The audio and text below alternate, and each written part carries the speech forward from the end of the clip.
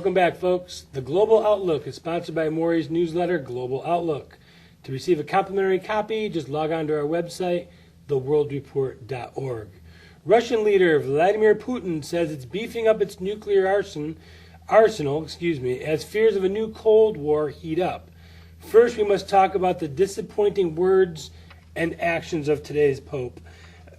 You know, we went through a point in the 80s where we had Thatcher, we had Reagan, we had the Pope, very, very strong leaders, very charismatic. Well, John Paul II was the best. And today, it just seems like no matter where you look, every brick in the foundation of the world has a crack in it.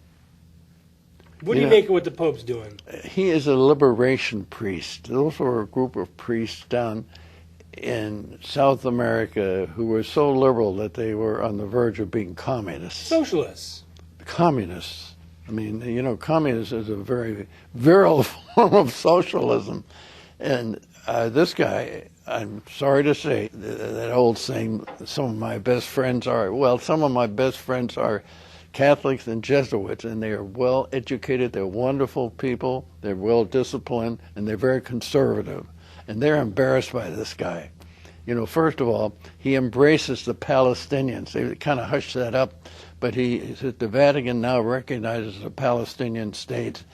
In the meantime, Christians and Catholics specifically are being slaughtered. There's a Holocaust going on. Right, but he thinks he's going to soften them up by recognizing the state of Palestine, which is made up of Gaza, which is Hamas, a terrorist organization backed by Iran, and this guy Abbas, who runs Fatah, and another. And it's pathetic. And now he gets into global warming. What does the Pope understand about global warming when there are scientists in this country that say things are actually cooling off?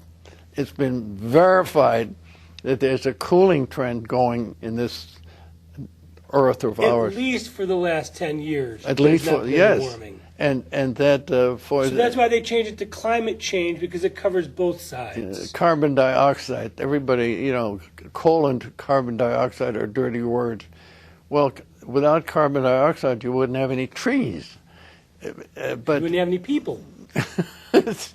But this goes back to your basic sense of being very, very pessimistic, because when you see so-called world leaders take these positions, and I don't know what Pope Francis is trying to accomplish.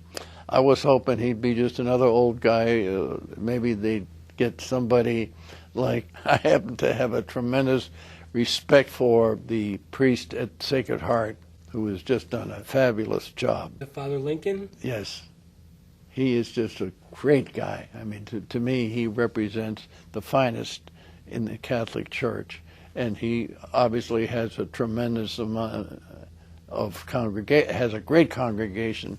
I believe he gave an interview in the Desert Sun a couple of weeks ago where he really talked about his background and the fact that he will probably be retiring pretty soon.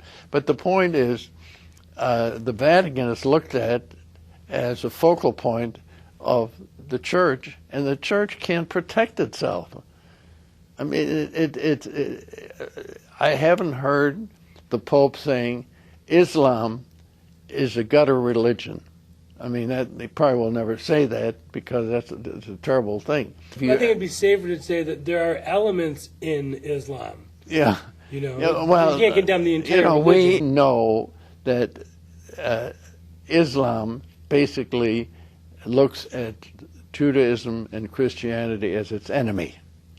It is. I mean, it's just like in Germany. If you were a German, if you want to be anybody in Germany in the 30s, you better be a Nazi. Because if you weren't a Nazi, you were an outcast. You were lucky to be alive. I think this is what's happened in Islam today. Where are the moderate Islamists? Where are those that can stand up? Every now and then you see a woman who claims that she's against, well, everybody's against ISIS, But you have ISIS because it's been allowed to take place, and ISIS is like the SS was in Germany. It's a group that says now we are the real progenitors of the Sunni part of Islam. And let me ask you a question. Do you think that the moral decay of the West's culture has something to do with faith-based people looking for something that they're not getting in Christianity and in Judaism and in the Catholic Church? And maybe that's why Islam is spreading so fast. I think you put your finger on something very important. It's a term called secularism. Secularism means you don't stand for anything. I don't mean you have to, those of us who believe in the Lord, God, whatever the definition is, I happen to believe there is a power over us that we don't even comprehend. His name's George Soros. But the secularists don't believe in anything. So when you have, I call it nihilism, which means that you negate that there's any kind of discipline, any kind of control. See, the one thing about religion, when properly practiced in the heyday of, the Protestant and Catholics almost killed off each other in Europe in the 17th century. But the point is, it gives you boundaries. It gives you guardrails. Exactly. You teach your children. It gets to the point where it gets very, very extreme and militant, but there are specific boundaries that these people live by that you don't find in the Western religions anymore. No, also, I don't understand. They are very anti-women. You cannot profess to be a practicing Islamist if you're either Shia or Sunni, the two major branches of Islam. A woman is totally, not a slave, but she is definitely a second-class citizen as far as those people are concerned. Moving on from the Pope, Russia. Vladimir Putin just came out recently and said, we are beefing up our nuclear arsenal. At the same time that this president is trying to dismantle our nuclear arsenal. This is going to bring up a whole new Cold War, is it not?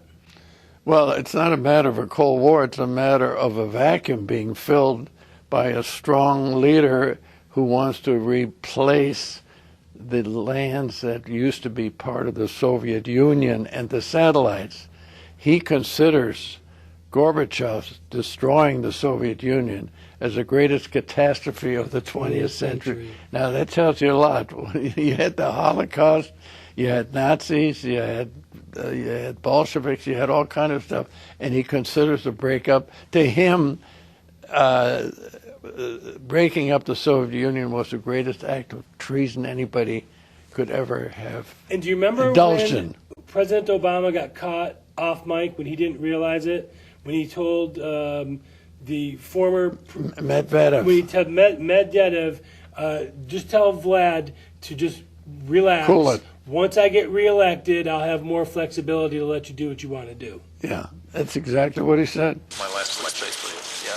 After my election, I have more flexibility. Yeah. I understand. I transmit this information to Vladimir and understand what. Last question. We only have about a minute left.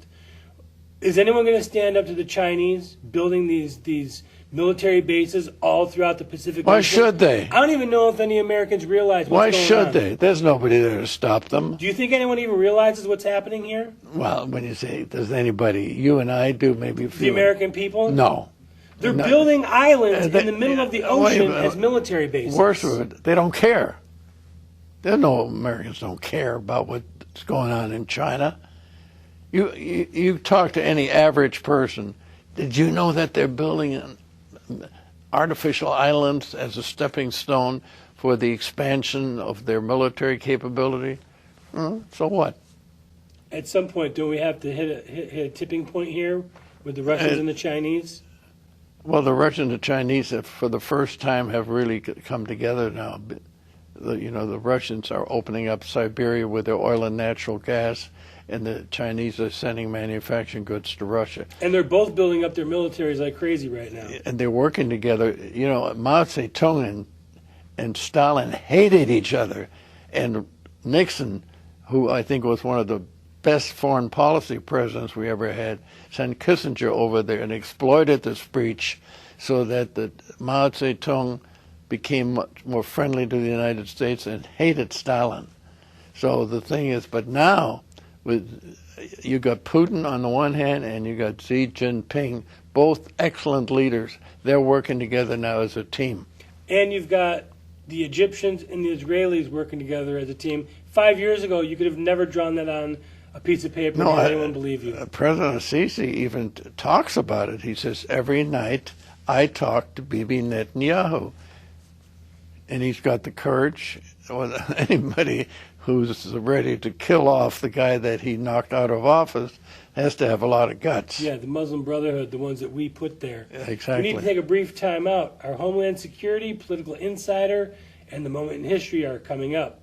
If you want to catch the show or any segments that you missed, it's simple and it's free. You just log on to our website, theworldreport.org. If you want to ask Maury a question, just email your question or video to Maury@theworldreport.org.